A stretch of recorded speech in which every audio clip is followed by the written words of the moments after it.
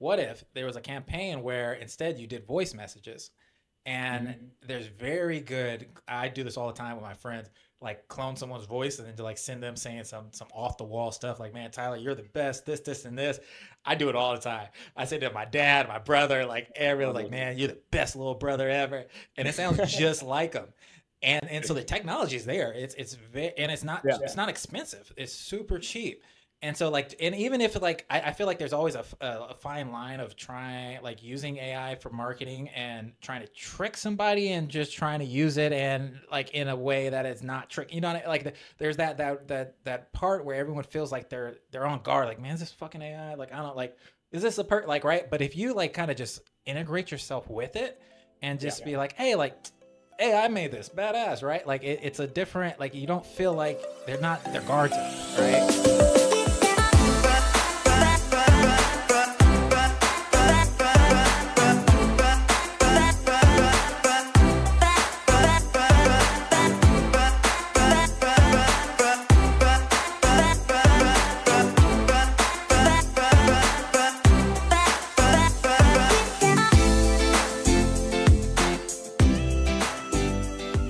Welcome to AI Unscripted podcast. This week, we're going to be brainstorming some innovative ideas, talking about sales and marketing in the identity verification, AI-powered software. Is that a good way to say it?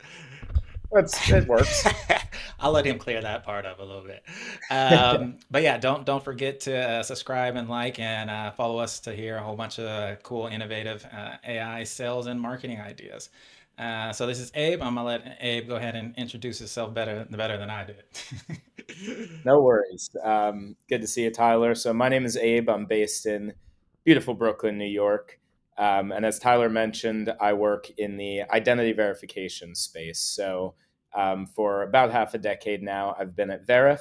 Verif is an identity verification platform. So for example, when Tyler signs up for a bank account or maybe sports betting or ride sharing, something like that, we confirm that Tyler is actually Tyler, that he's not stealing someone else's identity, creating a totally false identity, committing fraud, etc. And so we were born just about a decade ago with the goal of providing a more accurate, automated, and friction-free system that allows users like us to get access to the services we need and defends businesses against fraud. Yeah, and when you first reached out to me, I was thinking more on the big companies, right? Like banks. That's the first thing you think of. But you also target smaller kind of companies and smaller have a self-service segment. Can you kind of talk through that a little bit? Because that was a kind of something that I wasn't really aware of until I researched it a little more. Yeah, definitely. One interesting thing about working in this space is that many of our customers are legally obligated to buy this technology from someone. Know your customer, KYC, and AML, anti-money laundering. Those are regulatory requirements for someone like a bank or even a fintech. They have to know who their customers are. You don't want to deal with tons of fraudulent accounts or obviously impersonations or stolen identities, which will result in fraud losses and brand damage. But that is a legal requirement for companies of all sizes when there's a flow of monetary transactions. That can range, like you said, from Bank of America or Goldman Sachs to a credit union or a crypto trading app or a fintech that's just starting out or maybe is focusing on a niche market that they have to meet those requirements. So that's kind of the need to have side of the market. There's also the nice to have side of the market, thinking about maybe social media, ride sharing, or the gig economy.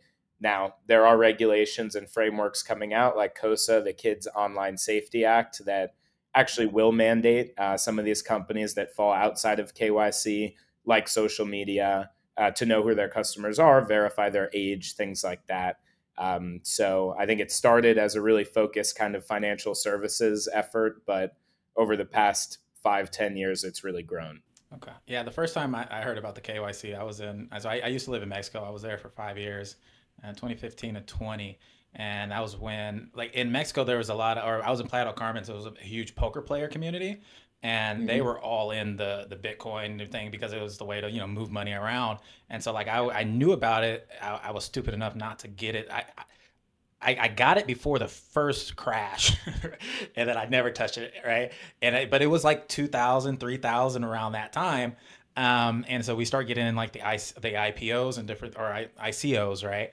Yeah. And then like a year or two later, they were like Binance and all. I'm like, all right, now you got to put in your the KYC thing, and everybody was like, I ain't doing that shit.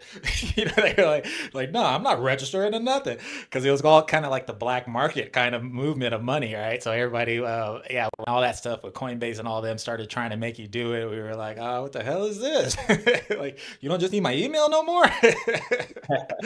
So it was like everyone that Yeah. had crypto at that time can move it around, but any new ones, like, you're kind of screwed. So that was kind of the first. Which, I mean, I guess it makes sense because they want to see how much money you got, right? The government. So it made sense for that one.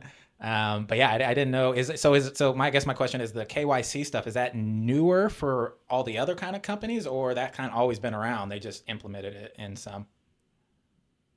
It's been around for a long time for financial institutions. I mean, thinking back to even when I was a kid, which is not that long ago, late '90s, early 2000s, walking into a bank. My grandfather I was a Santander customer, and like they knew him at the bank. They Bernie every time he came in, but generally.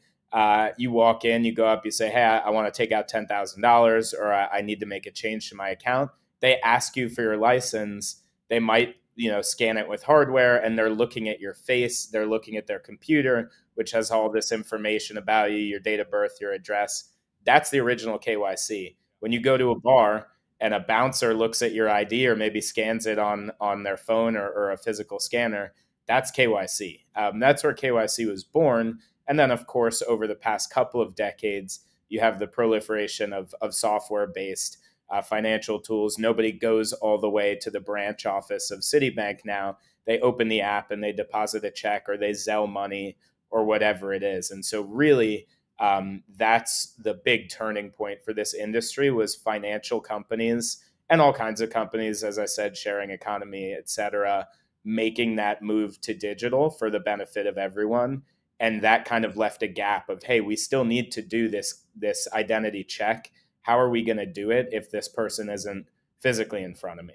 Yeah, yeah. All right, cool. So yeah, I mean, I'll have some different views on that, so we'll get it in there. But just to Yep. kind of remind everybody, so kind of how the structure is going to go is we're going to talk about in his market, his current internal challenges and external challenges.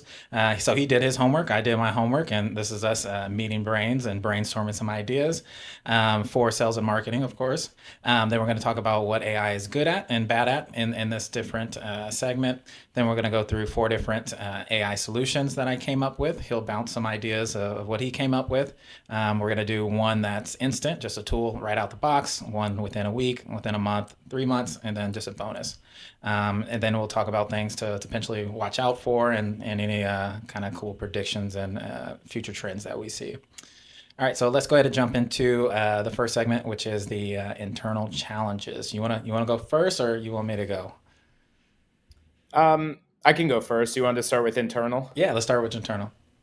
Sure. And to give you just a 30-second, to give everyone a 30-second overview of kind of my perspective. So I've been at Verif, like I said, almost 5 years.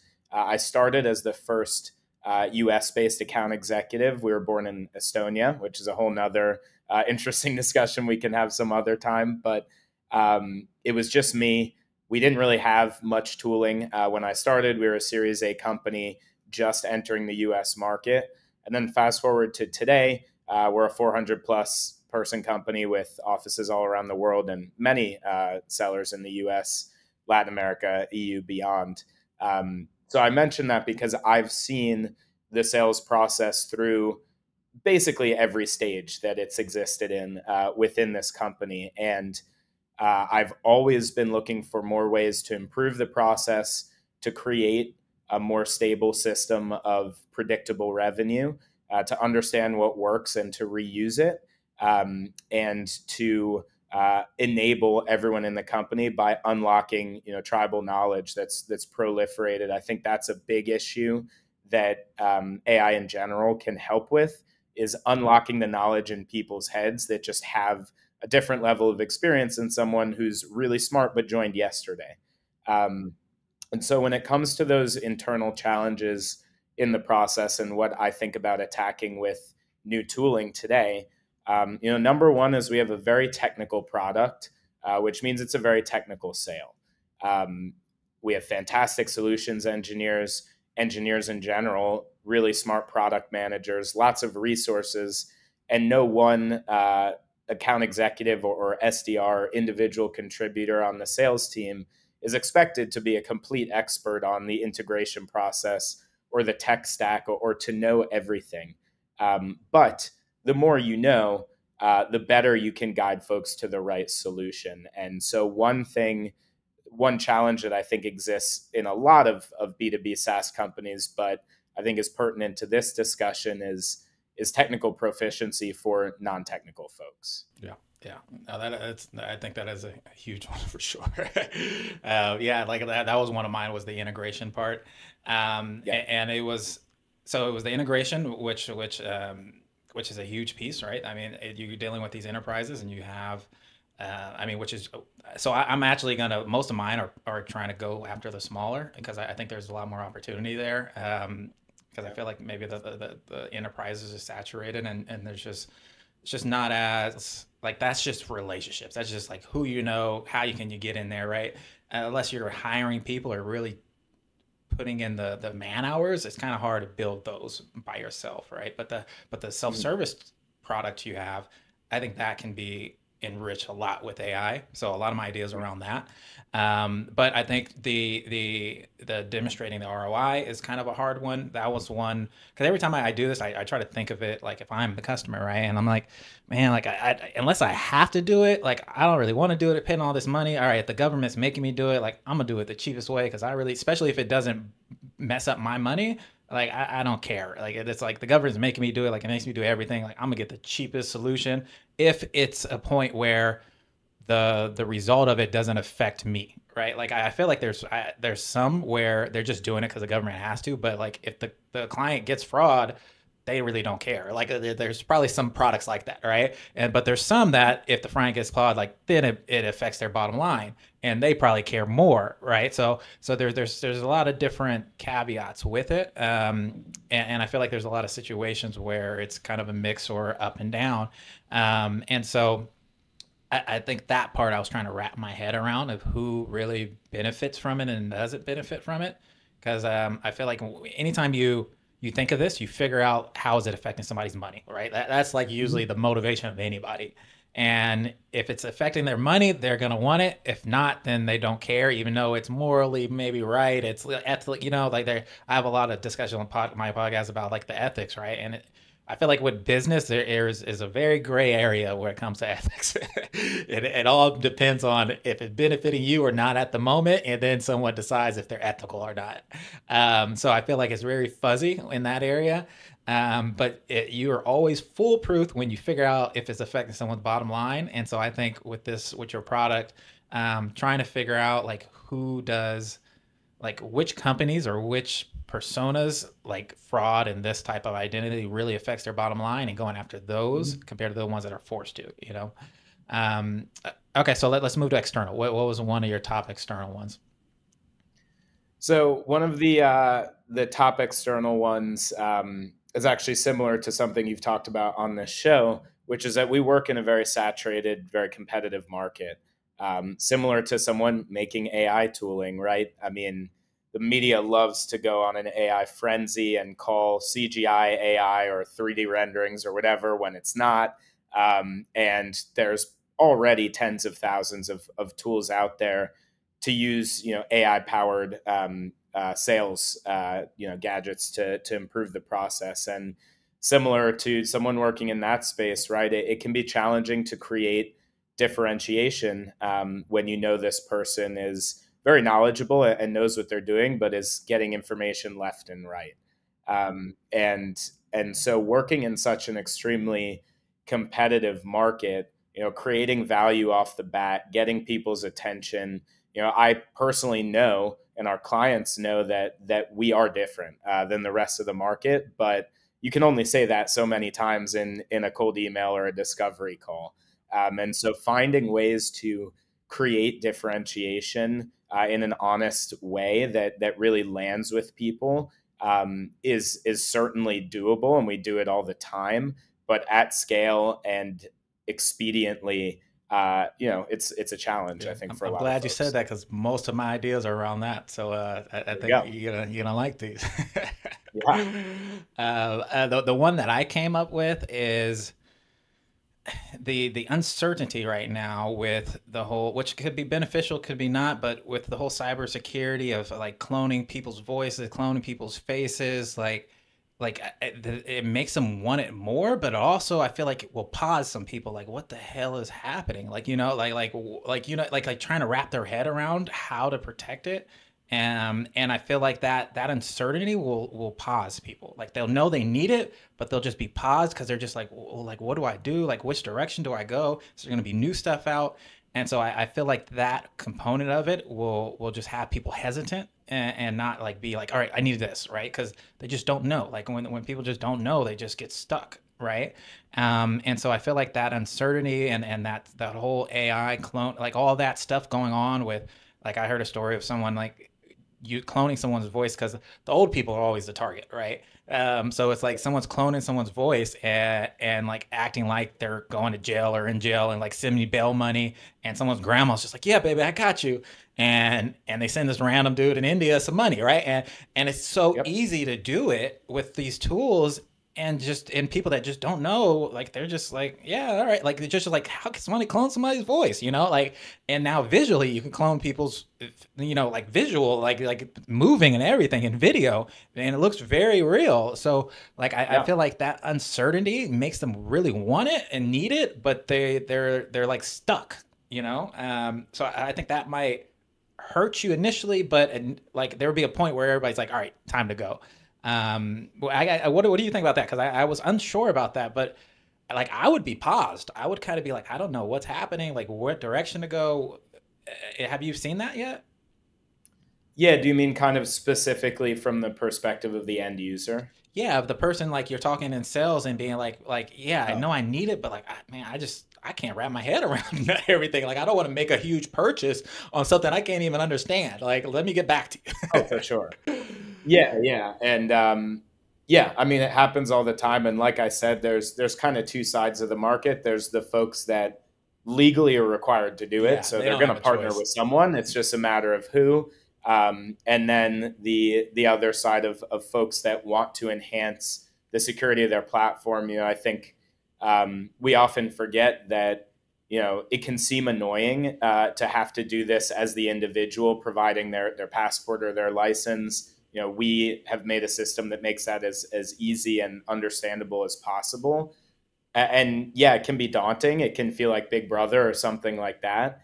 But recognize that data gets leaked every day. One of our biggest competitors just admitted to a massive data leak of driver's licenses and PII this week. Yeah. It's happened with massive companies before, and you better believe all of that information is being sold and exchanged on the internet to folks that are going to try to assume your identity and use that nefariously. But for sure. I think one of the things I enjoy most about sales in general is the education aspect, Hmm. and being able to educate folks on the industry, even if they're not using Verif. Why it's important, what types of companies they should partner with based on their appetite for fraud, the industry that they're in, the regions that they operate in. It can be very hard to wrap your head around, understandably, similar to Gen AI, Yeah. especially if it's something that's new to you. But that's something that I really appreciate about Verif, and that our company, our clients do too, is that we aren't trying to back you into 3 or 5 year contracts. We're not trying to force you to make a huge purchase up front because we know that you legally have to. We've created a system that allows you to make a smaller investment and get used to it and wrap your head around it and technologically wrap your stack around it. And then over time, kind of advance that partnership. So I think that's something that's been, really important to us and to our partners. Yeah, and I think I think kind of like you hit earlier where, or I hit earlier where about like explaining the ROI to people, because I feel like there's a lot of use cases that you guys have that maybe you haven't figured the angle or other people haven't figured the angle. And what I mean is like, let's say I have a software and I have a super good free trial and I have just people not signing up because they just keep making a fake email account and just keep getting free trials, right? And you're not really thinking about it, right? And you're not like it's not a thing where like that you there's an automatic solution, right? But like if you come in and be like, hey, I have a tool that will connect to your membership data and I can Mm-hmm. identify these patterns that people are just generating free trials every 2 weeks, every month. And instead of paying for your service, they're just doing this because you're making it so easy for them because they don't have to verify themselves. They just got to make another Gmail account and you have no security or no tools around that, right?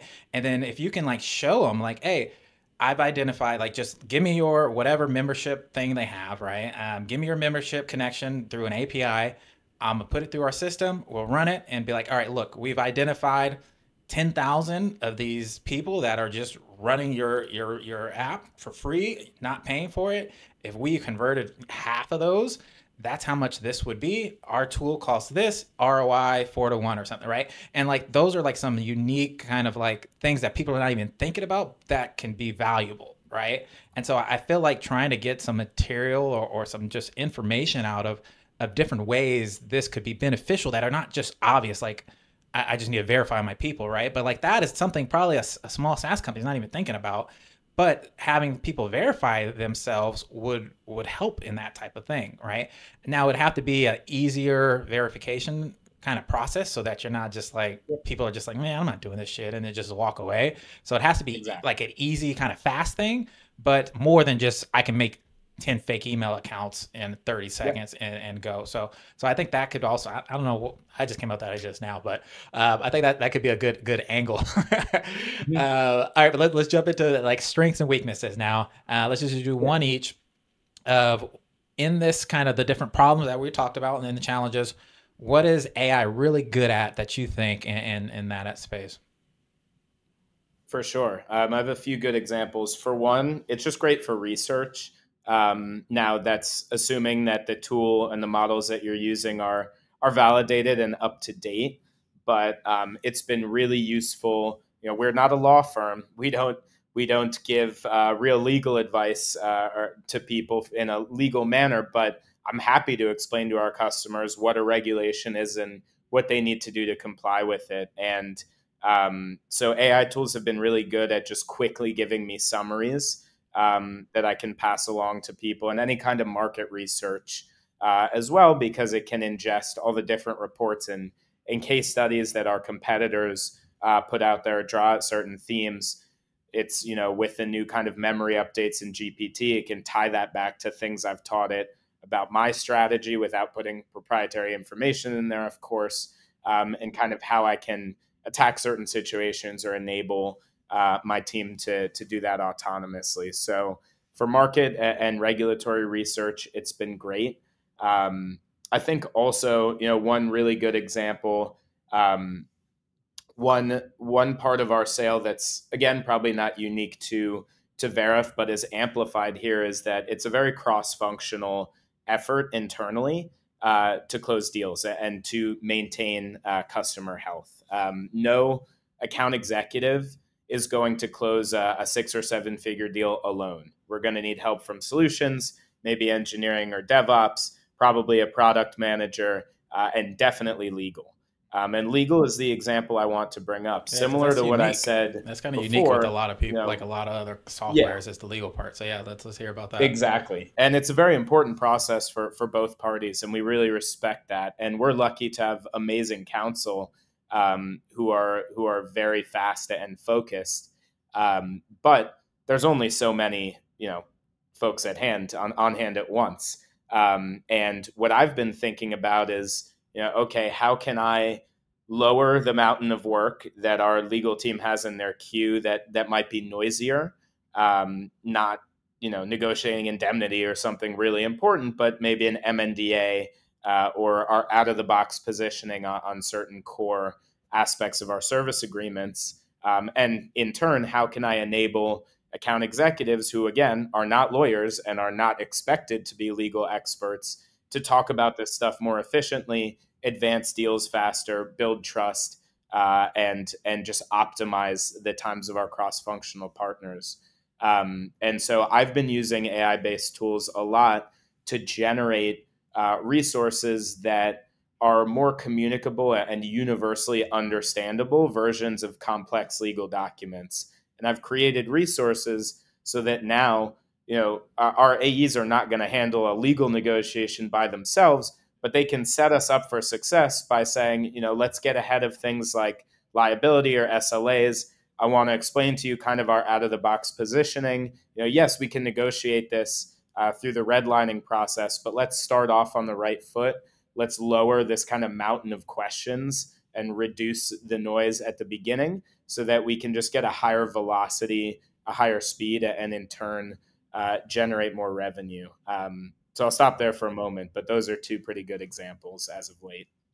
All right. So what I feel like AI is good at in this segment is starting relationships. So I know that the main thing everyone's talking about is the emotional intelligence. Like it can't be a human, but it could start a lot of good relationships, right? And you can do that at scale, and then as a human, you can take over. But try to start a lot of relationships is time consuming. And it's just you're just copy and pasting, or you just don't have time to start a lot because you spend all your time trying to maintain the ones you got. So I really think it's good at starting these relationships and then taking it over. And that's where you'll see a lot of my examples are not just like AI is going to do it. It's more of like how you are integrating with AI to get it done, right? Like it's a lot of more of a synergy than I think people are trying to make it black and white. And I think that's kind of where the power is. And then also with the scoring, I think is really good. The lead scoring, because you, Yeah. I mean, like I was talking to my team today, like literally before this call, we had a strategic call, and I'm just trying to like think of these different angles AI can score these people, right? Yep. And it's more on like generic lead scoring where you're just doing analytics, right? It's kind of like, all right, look and see what they're talking about in their blog posts. Look and see what they're posting about on their social media, like, and then score them based off of this because I need a person that feels this way or does this. Like it just brings a whole nother element to scoring that we never had before. So yes, integrating your regular data science and data analytics scoring, but now adding all of these AI enriched scoring things that you think, and they're not. And the whole thing is where the power of AI is what you can come up with and what you can think of to make it do. And so like coming up with those scoring like AI enrichment ideas and integrating them together, I think it's a huge strength. And then so far as weaknesses go, I mean, like I said, the relationship building thing is hard to do, but it could do parts of it. You just have to like you got to like juggle it very well, right? Like it's just, that's the whole thing is I think a lot of people just try to hand it off and not do it, but it's more of a it's like tool, right? Like it helps you do it. It doesn't do it for you. It helps you do it. And then the intelligence part of the emotional intelligence part of having feelings. And I know we talked kind of earlier about like some people, like they don't about making the right decision, right? It's just the emotional intelligence part of making the right decision.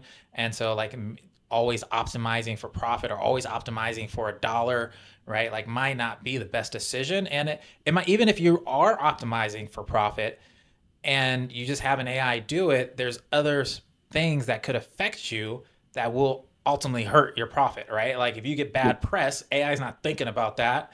But if you're like, man, if one of these things mess up and I get AI, like if I get bad press and like then that affects it, but you as a human, you got to be like there's this other stuff you got to think about too, right? Because there's this unexplainable emotional things that that the AI doesn't grasp. And I know I'm going longer than I told you I would, but that's one thing. Like stocks, I was so in love with stocks in college, and I wanted to be like a financial analyst because that concept of mixing, like the data with what you think and with like the perception, like all that was good. And then I started doing stocks, and I was like, man, if the damn CEO sleeps with a secretary, I lose, $50,000. Like, doesn't even make sense. Like, I can't even project that. You know what I mean? Like, there's nothing I can do about that. Like, you know what I mean? And so, like that emotional part and that part that AI will never understand, that leaves risk for things like profit. Is a piece where you can't just give it, so I feel Yeah. like that part is yeah, that's a big weakness of it, but there is ways of mitigating that, just not out the box. So I'll Well, let you yeah, I jump in. mean, I totally agree. I think it can be categorized as contextual intelligence, which is kind of what humans have that popular AI does not have yet. It's something that Scott Galloway talked about on the Pivot podcast. Like Gen AI is really cool, but and it is a huge part of our future. I don't mean to understate that, but contextual intelligence, I think, is arguably as, if not more so, important than kind of generative intelligence. Once it's able to understand context, the example you gave, I think, is a good one. If it can contextualize an individual relationship and put that into an analysis about a company's stock performance, that's where things start to get crazy. But it can. It's just you as the person have to Correct. Feed create it that yeah, you have to make that a thing. It's like it's not going to come Yes. up with it, but if you say like, I need you to look at this, I need you to look at like You have to guide it you very have to guide carefully. it, and that's where, like, that's why I said, like, it's a very synergy relationship. It's not a AI does it, I do it. You guys got to work together, like, Yeah. and you guys could do some really Yeah. powerful stuff if you can figure that piece out. And so Yeah. I think Today that's. we guide the horse to water. Hmm. Tomorrow the horse knows where the water is before we do and is already drinking it. Yeah, yeah, and so yeah, I think, yeah, I'm excited about it. All Yeah. right, let's jump into tools. All right, so let's do an instant tool out the box, one that you feel can help a lot with sales and marketing. What you got? Yeah, I mean, out the box is an easy one for me. It's um, the tools we've been talking about that you can just kind of sign up for and go. GPT, Anthropic, kind of those chat based, publicly available tools. It's a slippery slope, and you got to be conscious of that and cautious with it. The reason I say that, not a slippery slope in the ex machina mindset, but a slippery slope in that you can become too dependent on it and start to sacrifice quality or detail. I use it a lot for proofreading because it's just has a faster reading comprehension than I do. I mean, mine's pretty fast, almost 600 words a minute, but GPT is always going to beat me, or any kind of model like that is always going to beat me. And so it's really good for kind of proofreading something, giving suggestions, maybe, like we said, guiding it, right? Hey, this is my audience. This is my goal. Here's a presentation I made. What kind of visual assets should I include to keep people engaged? And then potentially Dolly or another resource can help you make those assets. So it's really good at taking something that you've already done and helping you enhance it. Where it gets to that slippery slope is having it do the work from scratch. Like we just talked about, it doesn't have contextual intelligence, it doesn't have emotional intelligence, it doesn't have the context of a relationship or a company or an industry at an intimate level like a person. And you can end up building a proposal or an email or a negotiation situation that's just too broad and not really specific. And of course, as we become more dependent on automated tooling to do things for us, you can sometimes feel yourself not flexing those creative muscles as much. And I personally always want to ensure that I'm exercising those muscles. So I think it's a really good accessible tool out of the box. It requires no integration or anything like that, and you can use it for free if you want to. But I always warn my guys to be careful with it and make sure that we don't become too dependent on it. Yeah, yeah. No, so I'm gonna comment on yours, and I'll tell mine. So I actually, I've noticed this with myself. Is I mean, I'm obviously a very creative person. If I'm making a podcast about creative ideas, right? But there's times where I just ask it, and it stops my creativity, right? And sometimes I have to actually stop myself and be like, no, you think about it first, you come up with it, and then you Yeah. brainstorm with it, because you just almost naturally just go be like, oh, what does it think? What does it think? And then that stops you from being creative, right? And I knew that because before I switched to AI, I did Tableau consulting, which is like data visualization, and it's a mix between creativity, business, and analytics. And a lot of times I told my clients, like, don't tell me what charts you want, don't tell me what ideas you have, give me the problem. I don't know what I'm gonna make, but I will come through. Like I will creatively go through a process and make something, right? But I would tell them up front, and then consulting me, like, do not tell me anything, because it stops me from it alters my thinking, right? And it's the same thing I'm noticing with this is it will alter your thinking if you ask it, and then sometimes you get down this rabbit hole and you can't even be creative anymore, like you're because you got all these thoughts from the AI. And I like, honestly, like I stopped myself from doing it first and just think of my ideas and then going back and doing it. But I would say the people that are not creative, it can come up with better ideas than it. So if you are naturally gifted at being creative, I would say, like, do it first, like come up with your ideas, be creative first, and then brainstorm with it. But if you're not creative, it will come up with some creative stuff better than just someone that's not creative, right? So it kind of Yeah, depends on who you are. definitely. And I kind of make a joke with people, is like if you've made bad decisions, or you've not like done good things as far as like a certain segment, like it probably can make better decisions than you. So like delegate it to the AI, right? But the things that you're strong at, like, you do those and then brainstorm with it. But if you're not strong at it, then probably the AI decision is probably better than your not strong suit, right? So it kind of like balances on that aspect. Now, so for my weakness, or for my first tool, I would say automation with. So we're talking about for you, kind of. I mean, all my ideas are Mhm. for you. Um, LinkedIn automation. So one of your main problems is the time that spends to holding these relationships, right? You're going after these enterprises, and you got to spend. You have huge sales cycles, and like it's all about relationships with at least that segment, and like maintaining these relationships take a lot of time. There's tools out there. There's Linked Helper, Meet Alfred, where you can automate your entire LinkedIn. And when I say so when I talk about automation, I'm never talking about just copy and paste automation. Everything I'm going to be talking about is going to be like personalized and rich automation. But it's you can automate aspects of whenever somebody does something, it can maybe cue you, and then you can write it, or you can automatically reply, or like you can automatically send friend requests to, like, if you want to go after 100 people or 1,000 people, you could put them in queue. You could send them friend requests, or if you want to be like even more advanced, you could send them, like, you could do a like on their page, wait a day, follow them, wait a day, send a friend request, wait 3 days, send a message. And like there's this whole like automation like process that you can think of to go after these people with on LinkedIn. And then if you're using Sales Navigator, you can put them in your like little, it's like your little lead, LinkedIn, and you can just kind of watch their stories and be like, oh, I want to talk about, like, I want to comment on that, right? So it's not necessarily like it's doing it all, but it's getting everything primed and ready for when you see that post and be like, oh, this is a good entry. Like, I'm gonna comment on this post, and or you're writing posts, and then you can kind of manage it that way. Because social media for me is so hard to manage.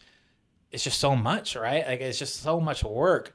But if you have this little AI helping you, kind of like doing the grunt work, and you jump in when it's time to do valuable stuff, like that makes it a lot more Exactly. like easier, because a lot of times I find is if it's too much, I won't do it. Like it's just overwhelming, I just won't do it, and I'll just like fuck social media. right? But if it's just like if it's doing all of the hard work and I just got to come in and throw in some creative ideas and just like have a good fun conversations, which is what the human like element is, that's what we do want, right? Like that's where I feel like the value is. So yeah, those tools are kind of where I thought. All Yeah, right, let's totally. do less than a week. What are you so what, just kind of give some. So when I say less than a week, it's generally still using tools, but it may be like connecting a couple of different tools together. Was kind of my thought. Did you have an idea? You want me to just kind of make this a consulting session? Yeah, this. So I have ideas for the other ones, All right, but this one I would this like one. to lean on Okay. you for. Hopefully, you have some Yeah. recommendations because that's kind of a tricky area, right? Like a web based tool, easy. I have some other ones that I'll talk about for I less got than you on three this one. months or the wild card, but I'm interested from your All right. experience to hear So what so suggestions you have. you have that ROI calculator. Remember, like one of my so for me is when I make stuff, it's usually what are people, what's pain points, right? Like what is the challenges, what's pain points? That's usually the one thing you want to solve for anybody. And so I said the ROI thing, and you have that ROI calculator on there. So what I was thinking of doing was making that into more of like a league magnet. That can be probably its own landing page. It could be on your website, but it will also be a league magnet where you can, post on social media and different things. And it's more of a interactive because it's just kind of mixing two of the things you said, where you're trying to explain the ROI to people, and then the verbal communication of trying to do it in a way that makes sense to them because everybody has different agendas and things that you're trying to accomplish, right? Are they having to do it? Do they need to do it because of this or that, right? So like picture you're on social media and you're scrolling through and it's an Facebook ad saying like is like the SaaS company, right? Is like do you guys have a whole bunch of free trials that is affecting your money, right? In a better terms than that, right? And you click on it, and instead of the calculator, it's more of a guided kind of AI agent where it's just like, all right, give me your website. Give me your website. All right, give me a few minutes to go. Like, give me 30 seconds because it can just go and scrape their website and pull all the information. Give me 30 seconds. Let me go figure out your company instead of them having to type it. Right.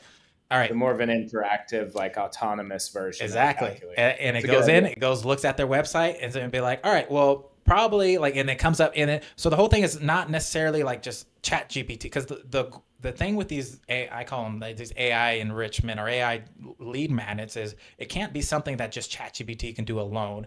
It has to be integrated with your knowledge, your information, something that's you, right?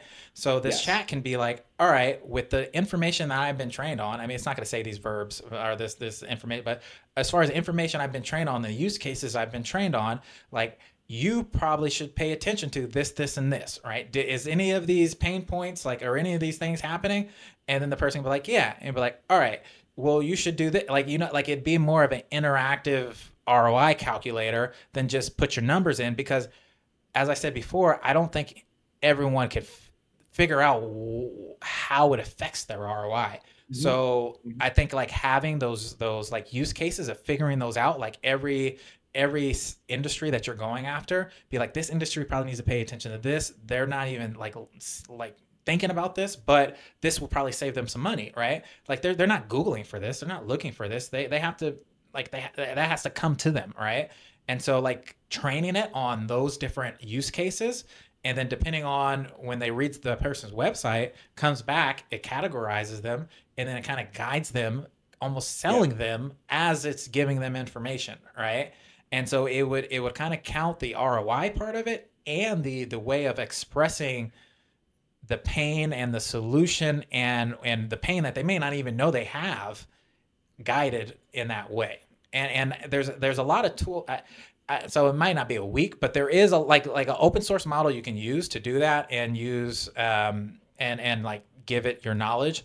It won't be as good, but there are a lot of like AI agent tools that you can program to do something like that just to test it. And then you would want to kind of like fine tune it, maybe take a couple of weeks, but out of the box, probably a week of someone working full time using the tools that are there and connecting them, they could probably do that. Yeah, that was going to be my. I think it's a great idea, like basically intercom on steroids, which I think the idea of it has been around for a while, especially for converting someone from a website click to a inbound lead, for sure. But yeah, my question for you is going to be like, do you have specific recommendations? Obviously, can do my own research, but yeah, that's a great idea. Let's just move forward. And I'll give you some recommendations offline because we will never finish it. So Fair enough. yeah. Fair enough. Let's keep All right. going. Let's do. All right. Less than a month. You got anyone for that one? I think that's kind of what we were just on. No, less than a week. That was a week. No, Oh, that's that what was less we than a still got week. a lot to go. So I'm Okay. warning All right. everybody. This is going to be a long podcast because yeah, we got some ideas to throw out, which is it's cool because it's like I done all this research and like I'm able to like live give you all of these things and you're probably like God damn, like I see you over there taking notes like man I'm gonna go try this tomorrow. So it's like it's a cool like session almost, you know. Sorry, what less than a month? What you got? Or I got more too if you ain't got nothing. Let's hear yours. Let's hear yours because All I right. got less than 3 months and I got my wild card idea. Okay. Or no, sorry, I do have less than a month. Let's start that over. All right. What you got? Let's hear it. For the less than 1 month tool, I think it was less than 1 month. Our RevOps team may combat that, but Clary Copilot has been a great tool for us. So shout out to Clary. Please give us a discount. There are tools like Copilot out there, but I think they've done a great job bundling it and continuously enhancing it as opposed to their competitors. The core Clary platform is used for sales forecasting, plugs into Salesforce, great way to show your outlook for a month, a quarter, individuals, etc. Rolls up from the individual contributor to the executive team. What they've patched it together with is a tool called Copilot, which is a consent-based call recorder that will go into your Google Meet or your Zoom meeting or Microsoft Teams. It will record the entire video audio of the call, as I mentioned, with everyone's consent. And then not only do you have a recording of that call and a transcription of it in different languages, but it'll give you kind of insights based on that call and based on the information that we train it with. So we train our models with competitor data, market data, common objections, the sales process, etc. And it will ingest the call. It'll give you a nice kind of AI generated summary of it, which is great for me to catch up on, my reps calls and things like that. But it'll also tell you, hey, they asked this question about this competitor. Here's a battle card right in the moment during that call where you can talk to that point. Or it will tell you, hey, your talk ratio was 70-30. Typically successful deals are more 50-50 or 40-60. Your longest monologue was 7 minutes. That's too long to be talking all at once. So it gets better and better at coaching, which is something that I don't think AI is quite there with yet. But this is a great example of a tool that can be implemented, faster than some other tools, and that can really give you a customized kind of sense of being coached and improved. Okay, nice. Yeah, one of my next tool is kind of around that idea, but this one is more the leads, right? Like you're trying leads is hard for everybody. Like you said, it's a high competitive market. Trying to get in front of a lot of people is hard, and so like I surprisingly I just got into leads. Like I've always done marketing, but it's always been like organic, long-term kind of marketing, not like just like in your face leads. But with AI, it's just so easy now. And even with just a little creativity and like just like I said, piecing together tools, maybe a little customization, I think leads is good. So I feel like since I mean, kind of earlier I was saying the whole, if it was me, it was like I always try to put myself in the company's shoes. Like I think the money is probably with the smaller people right now in the volume and the your self-service tools that you have. Mm-hmm. I would like if it was me, I would be going after those people because that's where AI really is beneficial. The enterprises is all relationships and those are all people and man hours and you can't scale that. And so with this one, a very easy kind of an idea is you already have whatever amount of people in your system from your self-service, right? You could do basic kind of just analytics to classify and segment those people and figure out who those people are. And that could be even just a one-time, week analysis of like, who are my people? But the whole thing is like, you have to figure out it in a creative way. You can't just be like, my people are companies between this and this like you got to like really figure out those people, and you can use AI to figure out those unique angles or vantage points that you couldn't do yourself with data analytics, right? And so like really using AI to figure out who your people is, and then creating kind of tailored campaigns around that specific audience, because the one main problem is people don't know who they're really trying to go after. They think they do, but they don't, right? And because they're like, oh, like I go after these people, but really what you're going after is something like hidden that you're not even seeing, right? And the AI can uncover a lot of that. And then so once you figure that out, then you can use AI to kind of go after these people, and not necessarily to like maintain it, but to start the relationships. If you can start thousands of relationships a week at scale, like like that's a big, and you don't have to do anything yourself once you set it up, and you get 5 relationships. That's a big deal. So using the data you already have, having AI kind of figure out who your target audience is with that segment, because that segment can be AI automated and scaled very easily, and then going after those at a personal level is something that can be done pretty, I would say, easy, but it can be done with the current tools out if you connect the dots. Yeah. I think that's a great transition into my bonus idea as well. All right. Well, we So still to got get one into more. that. One more. All right. So I'm gonna go on your one. So with that one, like pitch, you're saying coaching, where it's like after the call, right? And so Grok is a company that just can't. That I mean, they're out, but no one really knows about it other than the open source community. But the whole thing with LLMs is the time, like the resources to run it is super heavy, and there's like you have to have a huge GPU. Like it's just like it's very. That's why Nvidia is the biggest company out now. Like is past Apple and all them, because that's what runs the LLMs, right?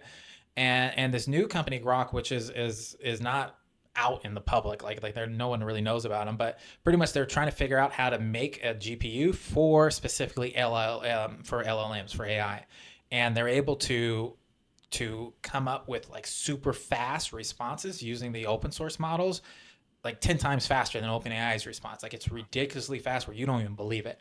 And yesterday they came out with a text to or a speech to text one that like it says it can transcribe 10 minutes of audio in 3.7 seconds. And so like, and that's 10, like picture just live, right? And so picture in that call, and you have an AI assistant that is trained on, like, let's say, like kind of piggybacking on my other stuff, right? They already know the competitors. They know this company.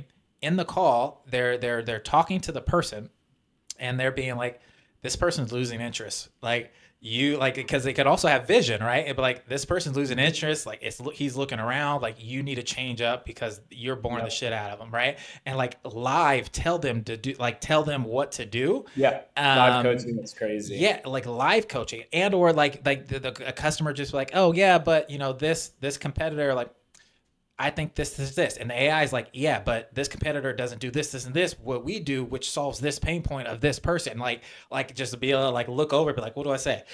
And do that in a live fashion is super powerful, right? And like even like have rebuttals of the like, well, I'm not ready, and the person be like, well, and then the AI is just be like runs calculations to be like, well, if they don't do this in a month, they could potentially lose this amount of dollars and this, and then the AI, the in the call, not coaching, in the call, be like, well, if you don't do this, like potentially you can be losing this amount of money. Like just having that information, just like instant, like that would be pretty cool, right?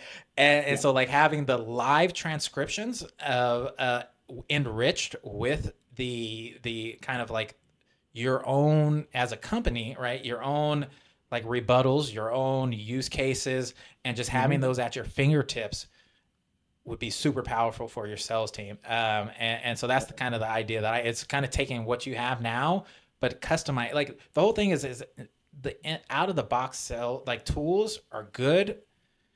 They're better than nothing, but to really get the value, you have to customize everything to really see the true value of it. 100%. And it's really making it your own is where. And so that was the idea I had. So what do you think about that? No, I think, yeah, it's basically what we're doing now, but just training it more and more to be more intimate, more unique. Again, I I think it's the same slippery slope as a chat-based tool, right? I don't want folks to forget the foundations of sales process and product implementation But and you could train it. partnership, because they That's the right, whole the thing training exactly is the most important and so part. like what I'm saying is not using ChatGPT. This is like using your own model, your own open source model that you train to everything that you're saying, you are telling, like, you're training it to do that. You know what I mean? And that's why I was said that there's a difference between, yeah, you can use the open, like the current ChatGPT and stuff, like, and it's better than nothing.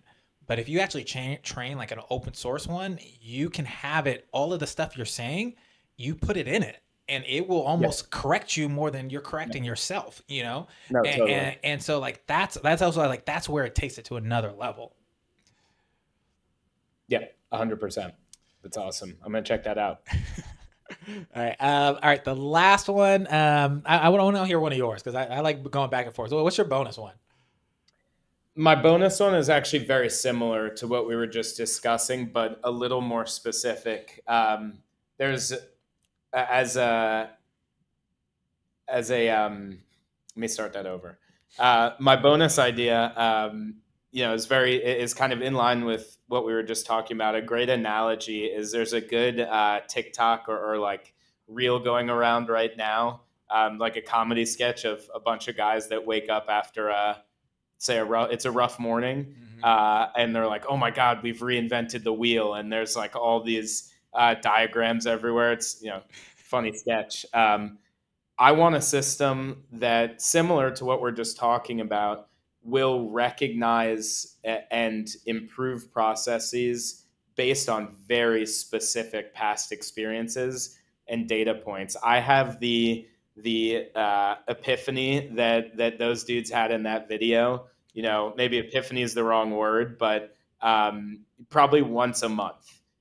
We always encounter the same complex situations, and the last thing we want to do in the sales process is do something from scratch over and over again, because we don't know that our counterpart in Barcelona has done it before, because they're many hours ahead of us and we just haven't had the time to sync with them every day. And I want to save time and increase.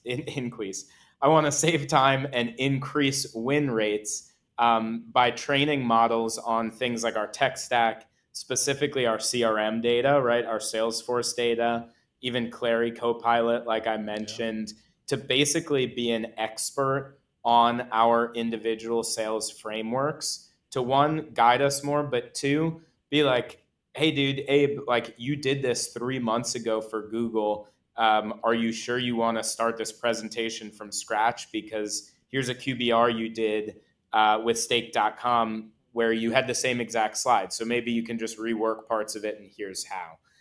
So it's pretty in line and tangential to what we were just talking about, but I'm thinking more on the line of velocity and process improvement, and not just coaching in terms of talking about a competitor, but coaching in terms of learning from data, learning from what makes us win and what puts deals at risk, and increasing velocity, increasing the predictability of revenue, and unlocking knowledge that's in people's heads. Because most of our teams at any company now is remote, is distributed. We're in different time zones. We have different managers, different lives. And I like to talk to our sales leaders in Latin America, in the EU, as much as I can, but we're all super busy. And so having something that says, hey, your counterpart in the EU did this same exact thing a week ago, go talk to him.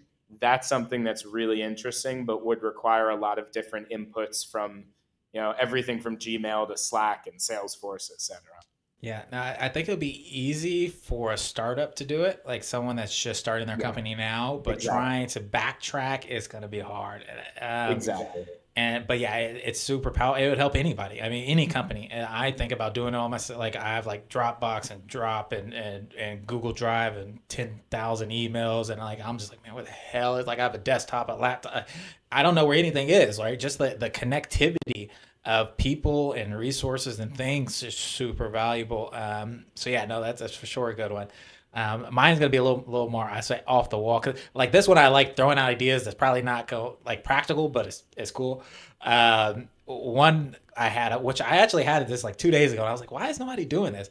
Is you said one of your main problems is communicating to someone like why, right? Like why it's important, why like trying to sort of like why I'm different than this company, right? Like Differentiation, yeah. and like that would take like a 2-page article to probably like a personalized like 2-page email to try to explain to somebody, right?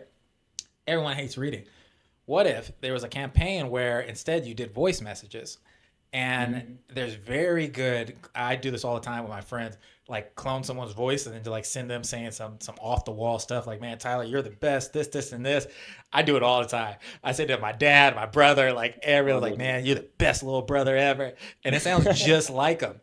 And so the technology is there. It's very, and it's not expensive. It's super cheap. And so like, and even if like, I feel like there's always a fine line of trying like using AI for marketing and trying to trick somebody and just trying to use it and like in a way that is not trick. You know, like there's that part where everyone feels like they're on guard. Like, man, is this fucking AI? Like, I don't like, is this a like, right? But if you like kind of just integrate yourself with it and just be like, hey, I made this badass, right? Like it's a different, like you don't feel like their guards up, right? And so like I feel like if you did like a voice message, like in a personalized voice message, right, being and it would be AI, it won't be the person, but it would be cloned your voice, right? And the AI, kind of that process that I said before, would go to their website, figure out their pain points, figure out the use cases, figure out the solution, and send them a voice message and be like, hey, I'm an AI. I'm using like make it fun, right? Like don't try to trick them, but like make it fun. But like I'm AI, but I did go find your like you find your website. I did this. I have this. I think we can help you by doing this, this, and this, and you can do that at scale for not a lot of money.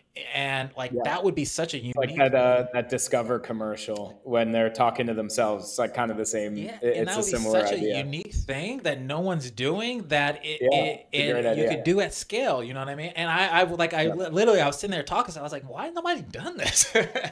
Because it's such a cool thing. And like you can't like try to trick them, right? Like it has to be like I'm an AI and this and this, and like you see it like, man, let me see what this AI talking about, right? I I think it's a good one. That is a good one. Yeah, I appreciate that. I'm going to try that out. I'll let you know how it goes. All Maybe right, you'll get one from me. so play AI or play HT is the best one I think as far as like making it sound real. I think that's the best one right now for as far as like the price versus the quality balance. 11 Labs is the most popular one you'll see, but they're expensive. I think Play HT is kind of the one that I think is I would use if I was a company doing it because it kind of makes sense with quality and cost. Nice. All right, so I know we got to hurry up. So let's go. Potential pitfalls, trends, predictions. What three you got? Sure. I'll just tackle them together. I think, things that folks should look out for or look for, potential pitfalls. I think we've addressed most of them, right? Just not kind of sacrificing our own skill development, creativity, things like that. And what I had in mind was something I touched on as well, which is contextual intelligence. It's not there yet, like Gen AI tools are in the market that are publicly available, but I think that's the future, and arguably more important than Gen AI is contextual AI. And together, we'll see what happens. But something to be wary of, I think, is just making sure that we, at least in my industry and my career, continue to teach ourselves, continue to learn. Don't become overly dependent on this stuff because it will lower quality of work. If we're 100% dependent on automation to do everything for us. In terms of trends, again, we've touched on this too, but coaching, it's getting stronger every day. It's not quite there yet, like we talked about. Most companies, which I would agree with, are hesitant to feed LLMs like tons of proprietary data or internal data or competitively advantageous data, things like that. Transcriptions can be bad with things like accents or poor network connections. But can I pick your last one? I want you to talk about What's this last that? one. Can you talk about the online dating part? Because when I read that, like I laughed because I was like, man, you right. Can you talk about how you guys are doing it on the online dating? Because I saw it on your website where you like use it and you don't think about it, but it's like this man, all these catfishes. Like, yeah, I can see why how this can happen. Can you just Yeah. like just briefly like kind of go through that a little bit? Yeah, in the context of trends. Well, yeah, like using KYC type of things for online Yeah. dating. Like I just didn't think about it, but when I thought about it, I was like, yeah, that makes sense. Yeah, no, online dating's a big one. So in the context of kind of trends and our space, trust and safety in the online dating game. I mean, we've known about it since its inception, since Tinder really hit the market, and then you have the Tinder swindler a few years ago, which I think that that documentary really brought a lot of the danger of this to the forefront. Every dating app now has every widely used one has some kind of liveness or identity check. A liveness check being I want to make sure this is a real live person and not like a printout or a cardboard cutout. We've seen it all. I have a friend who was a Hinge user who got locked out of her account, and we were like, "That's kind of funny," but because she's not a predator, wasn't actually harassing people, so we were like, "Okay, that's pretty funny." And fast forward 6 months later, she's looking for a husband. She really wanted her account back, and reached out to the support team. And it turned out someone had stolen her identity, not her financial stuff. It hadn't impacted her credit score or her bank accounts, thankfully, but they'd created a fake or partially synthetic identity of her and created multiple accounts within Hinge and other dating sites. And shout out to Hinge, they had that on lock. They saw it. They shut down all of the accounts, and it's really dangerous. I mean, it sucks if you get locked out of a bank account, but usually the banks have your back, and you always have other banks you can use. Hopefully, I know that doesn't apply to everyone, but most people today have more options, right? But if you are in a situation where you could be put physically in danger, or you're sending tons and tons of money to someone across the world because they claim to be someone they're not. We saw it with the Tinder swindler. Like, you can be in real physical danger. Never mind things like trafficking and real crimes that hurt people. And so it's really important for online dating to make sure that you know who you're talking to, for I think all the reasons that we know and we think of. Yeah, I'm just gonna quick question or a quick comment on that, and then I'll jump to mine. But it's and I think a lot of where we have to kind of protect is the older generation, right? Yeah. Because they're just they just don't know, right? Yeah. And so like picture like 40, 50-year-old going back on dating, and now like you can, like I said, with the cloning thing, like you can be like a girl can make a AI clone quickly and send Yep. like a 50 like a 30-second or 20-second video, and it looks real as hell, and trick Yep. that person, and they're like, well, send me a video, and they're thinking like, man, like, you know what I mean, like if she's sending me a video, she got to be real, and it's not. Right? And you can do that very easily with a free trial somewhere. And so yeah, I think there's going to be a weird kind of mixture of where there's going to be that ethics with a lot of products where it's just like, dude, like somebody can fake the hell out of somebody and mess up their whole life, right? And they're gonna have to balance that. And so I'll just jump to my predictions of what I see. What I thought about, my kids always use VR. Like my daughter's on Oculus 24/7, right? And I remember like last year there was this thing where you would like buy VR real estate almost like and it was a huge thing. I would see it all the time, and it was like buying these like the future real estate where you would be on VR and you would own this kind of component, and it would be like a Sims but a real life Sims, and you would own parts of the country, and so I feel like as VR grows and that whole metaverse kind of grows, Oh, yeah. verifying people to get on the metaverse and to do these and that company it was like making a lot of money. I mean, I don't know if it was fraud or not. I never researched it, but I was getting a lot of ads, and it was a lot of people like buying these fake like VR things, which will kind of makes sense in the next 5 to 10 years. I don't know if that was real, but like I can see it where there is this VR metaverse universe kind of happening because my daughter's on it all the time and she's talking to these people, and it's almost like a Sims but in real life, where you can probably purchase, for a membership or whatever, these different things.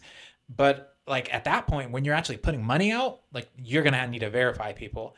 And so I feel like that market, and not now, but 5, 10 years from now, is gonna need something like this, because it's all fake in the real terms, right? So I see that, and It's then already started too. yeah. Companies like Roblox, I think, are leading the way. Epic Games, partner of Okay. ours for a long time as well. Things like voice chat need to be locked down Yeah. because you don't want your 12-year-old kid talking to some 60-year-old guy. I mean, that's just, I think that says it all, Yeah. and rated M games, the flow of money, things like that, need to be locked down. And there's a lot of ways to do that through just liveness, parental consent, biometrics, ID checks, more back-end, just device and network stuff, age gating, et cetera. But that's already started. And something I've thought about too is when ChatGPT and kind of Anthropic and Gen AI tooling started to hit the market over the past couple of years, I was like, man, the pace of innovation is so fast.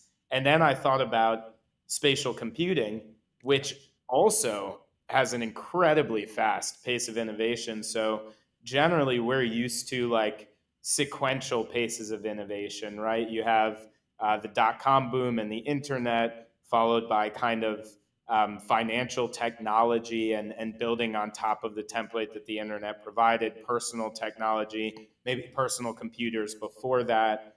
Now you have two very crazy kind of technological spaces with spatial computing and Gen AI, or AI in general, having an extremely fast and rapid pace of innovation at the same time. Yeah. And they're enabling more things to innovate faster as well. That's So exponential. it's going to get crazier and crazier. We got to keep internet up with it. didn't make itself at the same time, or where AI Yeah. like makes itself. Okay, so we're gonna head out, but I just, one last thing was the like for locks and passwords. It's low level, but like Tesla, right? Like I don't need a key no more. It just scans my face, like at next level than just like an iPhone, right? Kind of thing, Yeah. where it's more advanced, kind of like your software, where it's not just a picture, right? Like where somebody can be sleeping, like, hey, I'm gonna lock my boyfriend's phone, right? Like a little more advanced than that, but still at a scale where it can unlock a door or unlock.